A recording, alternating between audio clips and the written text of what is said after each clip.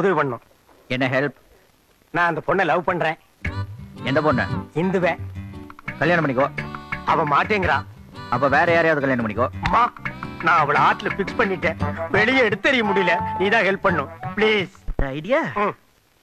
வேற ஐடியா இருக்கணுமே. இங்க வா, ஓடிப்போ.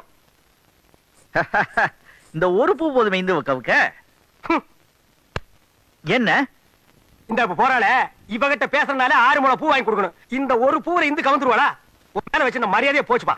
நோ மிஸ்டர் காலிங், இந்த பூவை இந்துகிட்ட கொடுத்துட்டு ஒரு ரொமான்டிக் லுக் அப்படி விடணும். எங்க ஒண்ணு விடுங்க.